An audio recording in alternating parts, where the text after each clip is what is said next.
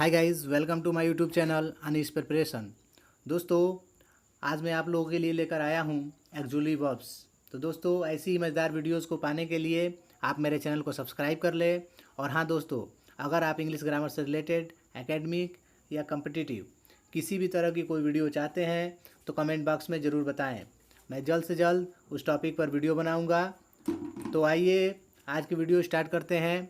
आज का वीडियो है kinds of actually verbs. Actually verbs के प्रकार। दोस्तों, एक्जुअली वर्ब्स दो प्रकार के होते हैं।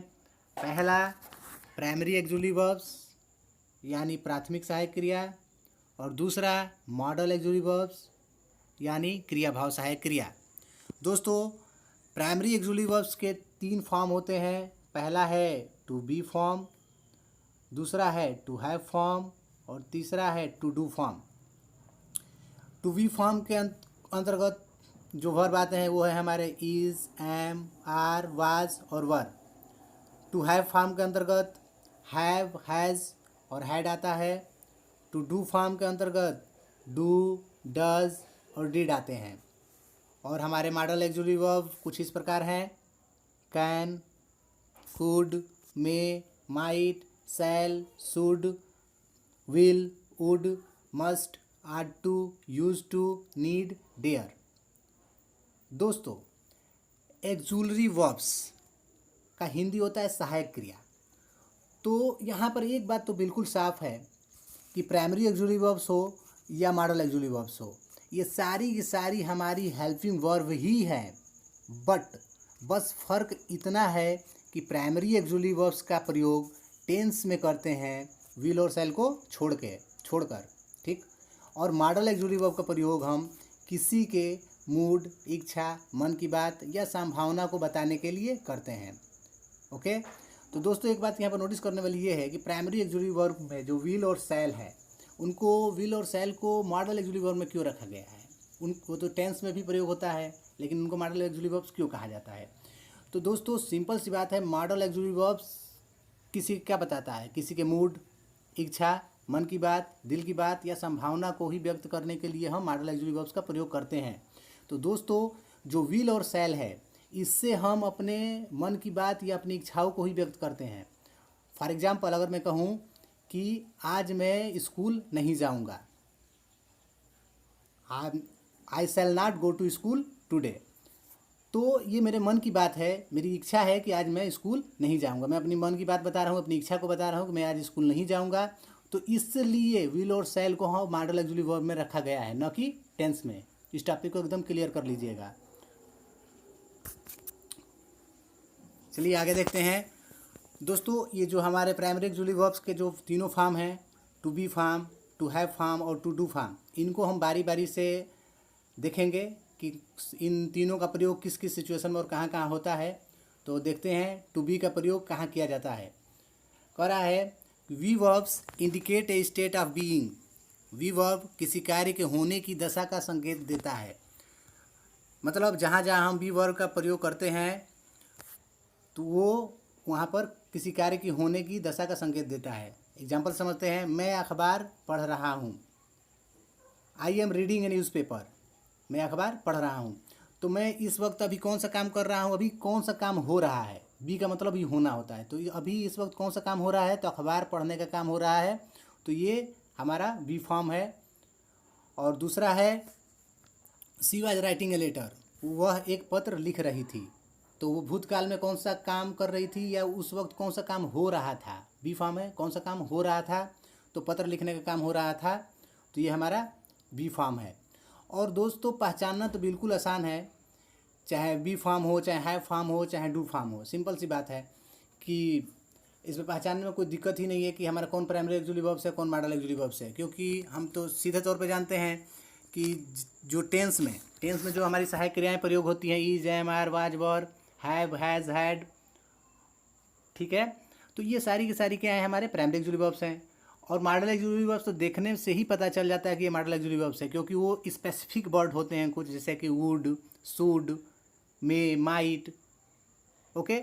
तो इनके पहचान में तो कोई दिक्कत ही नहीं। बस इनको बस हमको समझ लेना है कि ये क्या चीज़ें दर्शाती हैं, ये क्या चीज़ें बताती हैं। जैसे कि टू बी, बी का मतलब ये होता है होना। तो टू बी फॉर्म क्या बताता है वर्ब का, कि कोई काम जो प्रेजेंट में हो रहा है या पास्ट में कभी हुआ था, वो टू बी फॉर्म के अंतर्गत आता है। ओके, अगला देखते हैं टू हैव फॉर्म। दोस्तों टू हैव फॉर्म का प्रयोग, हैज़ हैव हैड का प्रयोग परफेक्ट टेंस के प्रयोग के लिए किया जाता है। दोस्तों ध्यान दीजिएगा, इनका प्रयोग जो है परफेक्ट टेंस के अंतर्गत किया जाता है, चाहे वो किसी भी टेंस का परफेक्ट टेंस हो, चाहे वो प्रेजेंट परफेक्ट टेंस हो, चाहे प्रेजेंट परफेक्ट कंटिन्यूअस हो, चाहे पास्ट परफेक्ट हो या पास्ट परफेक्ट कंटिन्यूअस हो, चाहे फ्यूचर परफेक्ट हो या फ्यूचर परफेक्ट कंटिन्यूअस हो, वहाँ पर हम हैज़ हैव हैड ये इनका प्रयोग सिर्फ परफेक्ट टेंस के अंतर्गत करते हैं। एग्जाम्पल से और क्लियर करते हैं अच्छे से इसको, जैसे आई हैव ईटेन, मैं खा चुका हूँ। यहाँ पर देखिए ये प्रेजेंट परफेक्ट टेंस है। दूसरा कह रहा है कि ही हैज़ गॉन, वह जा चुका है, हैज़ का प्रयोग इसमें हुआ है, ये भी हमारा प्रेजेंट परफेक्ट टेंस है।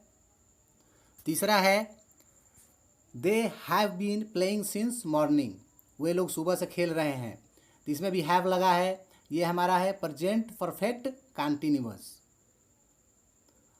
चौथा है द सिंगर हैड संग, कह रहा है कि द सिंगर हैड संग, गायक गा चुका था, ये हमारा है पास्ट परफेक्ट, तो इसका प्रयोग हमारा पास्ट परफेक्ट में हुआ है। ठीक है, तो सिंपल सी बात है कि वर्ब के टू हैव फॉर्म का प्रयोग परफेक्ट टेंसेज में किया जाता है। ओके, बट दोस्तों इसमें एक नोट है, इसको आप लोग ध्यान में रखिएगा। हैव के अंतर्गत, टू हैव फॉर्म के अंतर्गत एक नोट है, कह रहा है note, as a main verb to have implies the meaning of possession, कह रहा है कि मुख्य क्रिया के रूप में टू हैव अधिकार या स्वामित्व का मतलब रखता है। ठीक है, इसका कहने का मतलब है कि जब किसी सेंटेंस में हमारा मेन वर्ब न हो या उसमें उस सेंटेंस में हैव, हैज़ और हैड इस तरह के वर्ड आए हों, मेन वर्ब का पता ना हो, एक्शन वर्ड न हो उसमें, तो वहाँ पर ये हैव, हैज़ जो हैड हैं वहाँ पर पोजेशन का अर्थ में देते हैं, अधिकार को बताते हैं, किसी के मालिकाना हक स्वामित्व को दर्शाते हैं। एग्जाम्पल से समझते हैं, कह रहा है कि मेरे पास एक कार है, इसको कहना हो तो हम कैसे कहेंगे कि आई हैव ए कार। तो देखिए यहाँ पर जो आई हैव ए कार, मेरे पास एक कार है, तो ये स्वामित्व को दर्शा रहा है। कार किसकी है, तो मेरी है। उस कार पे किसका हक है, तो मेरा हक है, मैं उसका मालिक हूँ, मैं उसका स्वामी हूँ। दूसरा देखिए ही हैज ए काऊ, उसके पास एक गाय है, तो इस पे क्या ये स्वामित्व दिखा रहा है, अधिकार दिखा रहा है कि उस गाय पे किसका अधिकार है, तो उसका अधिकार है। वो गाय किसकी है, तो उसकी है। उस गाय का मालिक या स्वामी कौन है, तो वह है। देख रहे हैं दोस्तों, यहाँ पर हैव हो या हैज़ हो, ये दोनों अधिकार की बात कर रहा है, किसी वस्तु के ऊपर अपना अधिकार बता रहा है। उसी तरह से तीसरा है अमन हैड ए स्मार्टफोन, कह रहा है कि अमन के पास एक स्मार्टफोन था, पास्ट की बात हो रही है, तो जो पास्ट में स्मार्टफोन था उस पर किसका हक था, उसका मालिक कौन था, तो अमन था।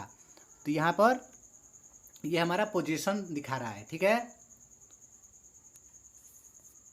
अगला देखते हैं वर्ब्स टू डू।